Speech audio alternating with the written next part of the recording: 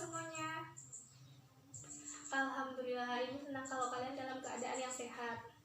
Seperti biasanya ya, sebelum kita memulai pembelajaran kita pada pagi hari ini, alangkah baiknya kita berdoa terlebih dahulu. Tolong ketua kelasnya dipimpin doanya ya.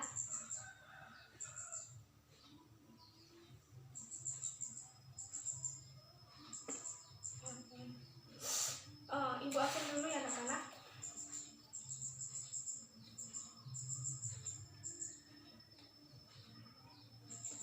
Alhamdulillah semuanya masuk ya. Sebelum kita mulai belajarnya, kita membaca kalimat basmalah terlebih dahulu ya anak-anak. Bismillahirrahmanirrahim. Nah, baiklah, Ibu akan memulai pembelajaran pada pagi hari ini, yaitu mengenai pertumbuhan dan perkembangan pada tumbuhan. Nah, anak-anak, di sini kan kalian lagi masa pertumbuhan kan? Tapi ingat ya, tumbuhnya ke atas, jangan ke samping. Kalau ke samping itu namanya mengembang, bukan berkembang. Nah, sekarang lalu apa sih yang dimaksud dengan pertumbuhan dan perkembangan itu? Ada yang tahu nggak pertumbuhan dan perkembangan itu apa? Baiklah, kalau nggak tahu. Nah, di sini Ibu ada membawa dua tanaman yang berbeda. Yang satunya kecil dan yang satunya besar. Dan mereka juga umurnya berbeda. Mengapa bisa demikian? Mengapa tumbuhan itu bisa berbeda tingginya? Ada yang tahu tidak? Iya, benar sekali, karena tumbuhan ini mengalami pertumbuhan. Oke. Sekarang, apa sih yang dimaksud dengan pertumbuhan itu? Pertumbuhan yaitu proses di mana bertambahnya jumlah sel, bertambahnya massa sel, dan volume sel yang bersifat inversible. Ada yang tahu arti inversible itu apa? Nah, arti inversible yaitu apa yang terjadi tidak akan bisa kembali lagi. Kalau tanaman tuh ya, kalau tanamannya udah tingginya tuh udah maksimal banget, mentok tuh, dia tidak akan bisa kembali mengecil lagi. Seperti halnya kalian kalau udah dewasa, kalau udah tingginya maksimal tuh, kalian tidak akan bisa kembali menjadi bayi lagi. Nah, itulah yang dinamakan inversible, tidak bisa kembali lagi. Nah, kemudian pertumbuhan itu dapat diukur.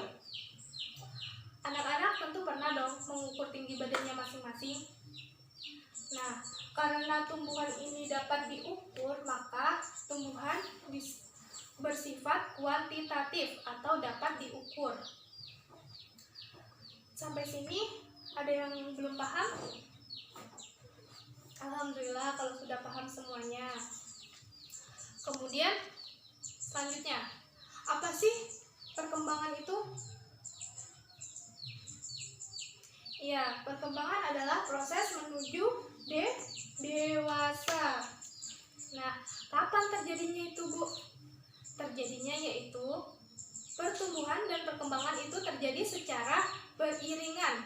Jadi, setelah pertumbuhan itu tumbuh, kemudian pasti diiringi dengan adanya perkembangan. Oke. Jadi, nggak mungkin dong tumbuhan itu terus tumbuh dan tidak ada perkembangan. Nah, nanti mati dong tumbuhannya kalau nggak ada perkembangan. Kenapa bisa demikian, Bu? Kenapa bisa mati tumbuhannya kalau nggak bisa berkembang? Coba, siapa yang tahu? Kenapa tumbuhan itu bisa mati kalau tumbuhan itu tidak berkembang? Baiklah, tumbuhan akan mati jika tidak berkembang karena tidak ada perubahan fungsi sel dan tidak ada perubahan bentuk selnya. Oke, seperti itu ya. Lalu, kalau pada perkembangan, tumbuhan itu tidak dapat diukur.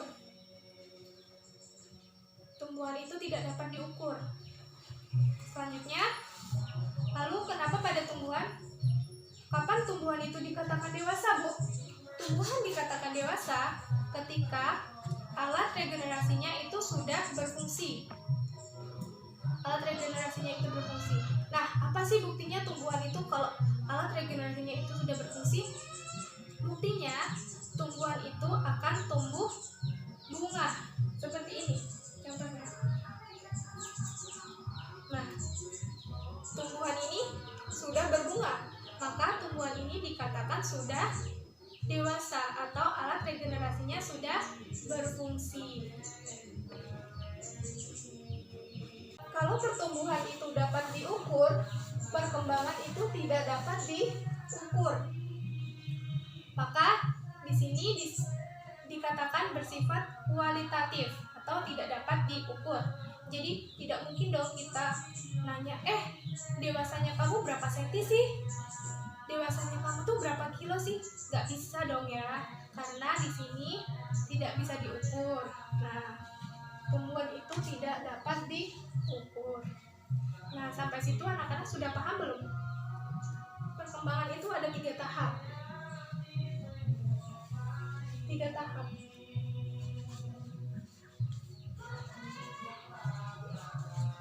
Pertumbuhan dan perkembangan.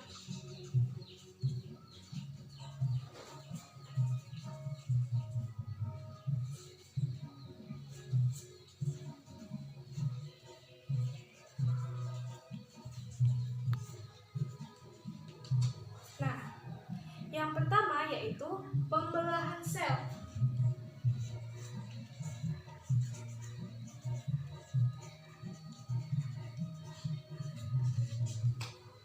Di sini artinya dari zigot kemudian terjadi perubahan mitosis yang berkali-kali sampai terbentuk jaringan embrional. Setelah itu terjadi diikuti perubahan berikutnya atau tahap proses berikutnya. Yang kedua yaitu proses apa anak-anak? Ya, morfogenesis.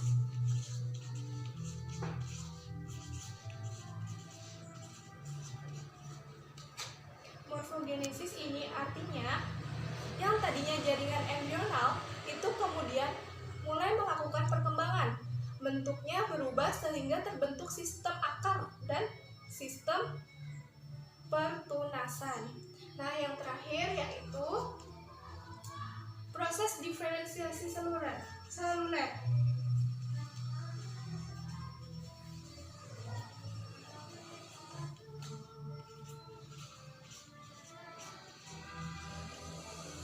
Proses diferensiasi seluler. Jadi, di sini prosesnya yaitu terjadi perubahan fungsi, terjadi perubahan bentuk sehingga terbentuklah bermacam-macam bentuk jaringan yang nantinya akan dipakai pada saat tumbuhan itu sudah dewasa. Nah, kemudian tumbuhan itu ternyata punya kecepatan tumbuh yang bisa diukur dan kemudian dijadikan sebagai kurva yang disebut dengan kurva sigmoid.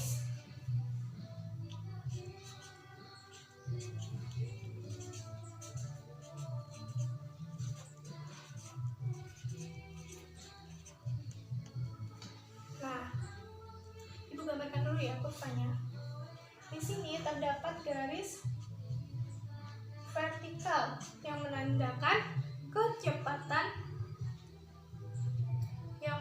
kecepatan pertumbuhan. Selanjutnya yaitu garis horizontal yang menunjukkan waktunya. Nah, ini ya, seperti ini ya kurvanya. Di sini seperti apa? Ini yang dinamakan dengan kurva sigmoid. Kurva sigmoid ini terdapat 3 waktu atau 3 tahap. Yang pertama yaitu fase logaritmik.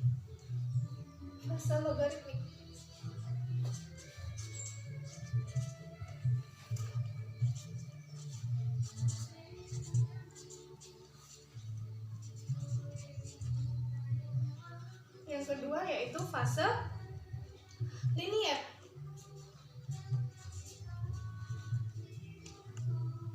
Dan yang ketiga yaitu fase penuaan.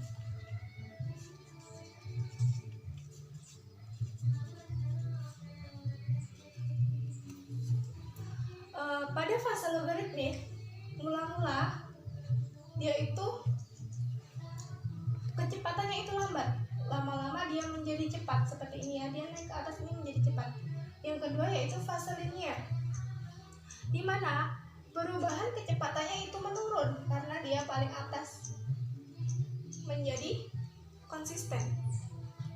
Dan yang ketiga yaitu fase penuaan, di mana di sini pertumbuhannya itu mulai menurun. Dia tidak bisa tumbuh secara cepat seperti di fase logaritmik karena dia sudah tumbuhan itu sudah menua, dia sudah tingginya maksimal dan di situ dia tidak bisa berkembang tumbuh secara cepat. Nah, seperti itu ya anak-anak. Ibu rasa cukup materi kita sampai di sini. Jika ada pertanyaan langsung ditanyakan aja ya anak-anak. Baiklah, kalau nggak ada yang bertanya, ibu yang akan bertanya ya anak-anak. Nanti langsung angkat tangannya aja kalau ada yang bisa menjawab ya. Baiklah, kita secara lisan aja ya anak-anak ya. Nanti yang bisa menjawab ibu kasih poin. Baiklah, dengerin ya. Apa sih buktinya bahwa tumbuhan itu sudah dewasa dan kapan terjadinya? Ya, silakan. Ya, benar sekali. Buktinya bahwa tumbuhan itu sudah dewasa terlihat pada tumbuhan itu sudah berbunga dan terjadinya itu secara beriringan. Jadi setelah adanya pertumbuhan maka diiringi dengan adanya perkembangan. Nah, seperti itu ya anak-anak. Alhamdulillah kalau kalian sudah paham semuanya. Sekarang ibu mau membagi kalian dalam beberapa kelompok. Satu kelompoknya yaitu 5 orang ya. Silakan dibentuk sendiri-sendiri. Ibu nggak akan memilihkan karena nanti takut kalian kepaksa atau nggak cocok dengan teman kalian, teman yang ibu pilihkan. Diskusikan dengan teman sekelompok kalian mengenai pertumbuhan dan perkembangan pada tumbuhan ya. Nanti kalau misalnya ada yang kurang paham, ditanyakan langsung ke ibu. Ibu kasih waktu 10 menit ya anak-anak untuk mendiskusikan. Baiklah, ibu rasa waktunya sudah cukup, udah habis. Tolong perwakilan, gak usah perwakilan deh, setiap kelompok maju satu-satu ya. Kelompok 1 silakan untuk maju terlebih dahulu. Teman-teman yang lainnya tolong dengerin ya, nggak ada yang berbicara, nggak ada yang ribut di belakang. Kalau ada yang ingin ditanyakan, langsung ditanyakan kepada kelompok yang sedang berpresentasi. Nah, alhamdulillah semuanya udah maju ya. Ibu rasa waktu kita belajar juga sudah habis. Jadi di sini siapa yang bisa menyimpulkan dari materi yang kita pelajari pada pagi hari ini?